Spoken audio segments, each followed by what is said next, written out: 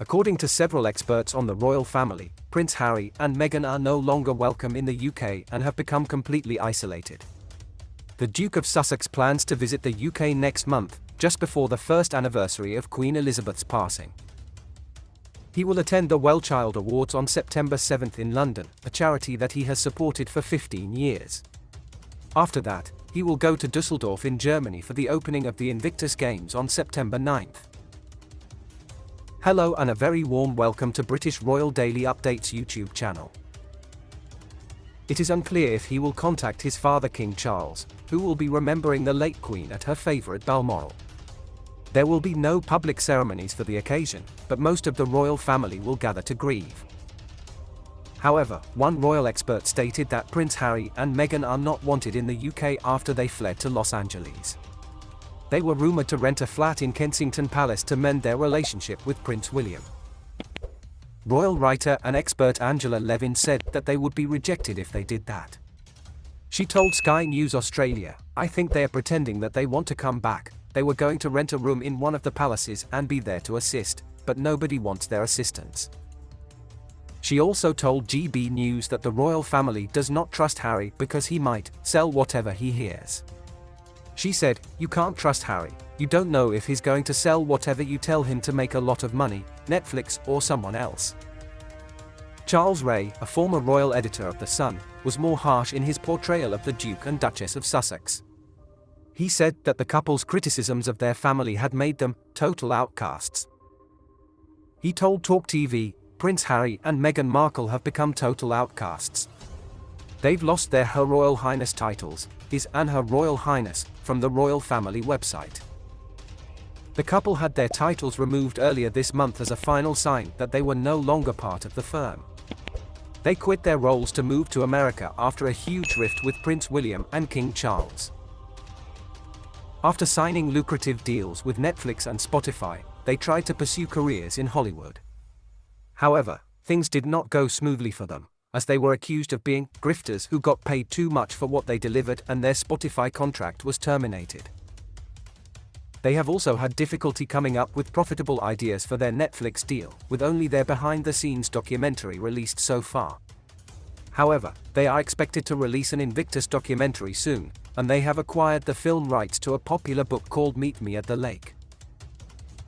A royal expert claims that Meghan Markle will never return to the UK and Prince William will never forgive Prince Harry.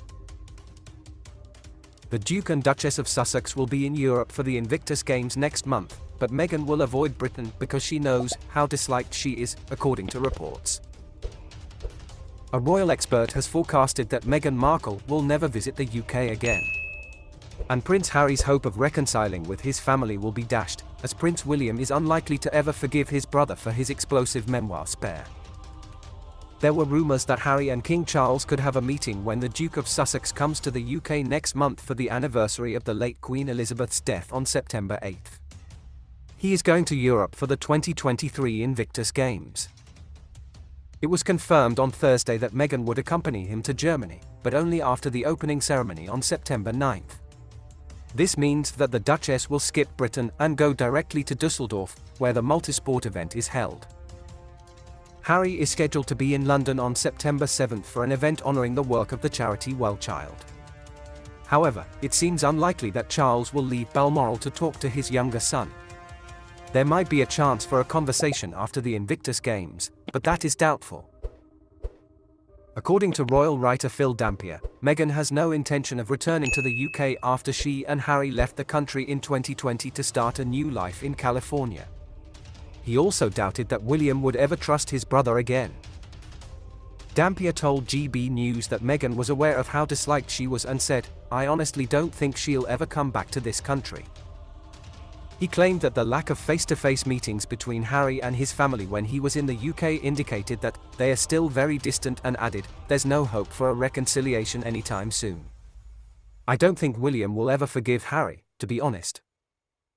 It's a sad thing to say, but I don't think those two brothers will ever patch things up. They'll never trust each other. And it's heartbreaking, but if they are not willing to make time for each other, what future do they have?" Royal author Lady Colin Campbell welcomed the news that Meghan would not visit the UK and likened the Sussexes to the snake that is said to have been used by Egyptian Queen Cleopatra to end her life. She asked, "Would you want to embrace a venomous snake? I mean, why would Charles and William want to embrace a treacherous Harry snake?" Harry and Meghan released a joint statement on Thursday confirming their participation in the Invictus Games through a spokesperson who said, "The Duke and Duchess of Sussex are thrilled to attend the Invictus Games 2023 in Dusseldorf. The Duke will be present for the whole duration of the Games and will be joined by the Duchess shortly after the Games start." A new report reveals how the Princess of Wales spends her days, and it is totally disconnected from reality. "I have never taken a Valium, but maybe today is the day to begin.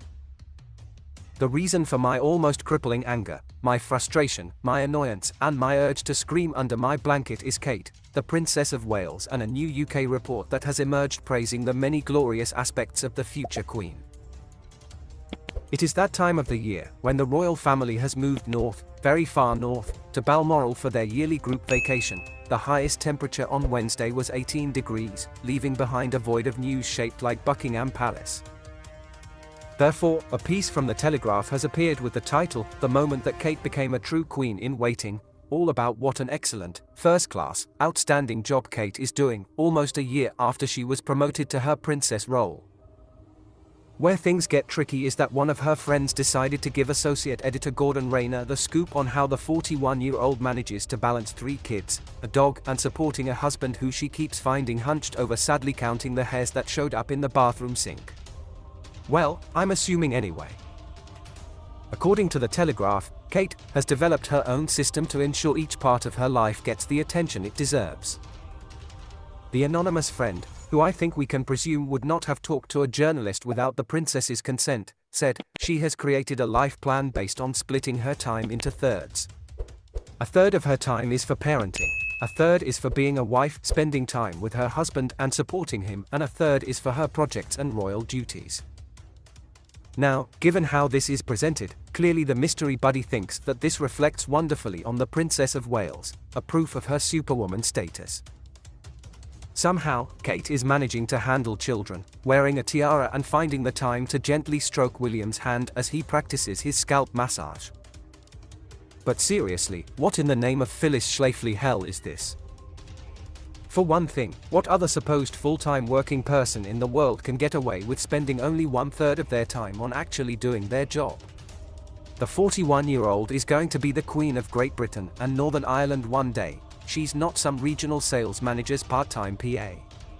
Kate may be doing commendable things, especially her early years initiative that includes launching the Royal Foundation Centre for Early Childhood, forming a business task force, and writing an opinion piece for the Financial Times, but it seems like she could do more.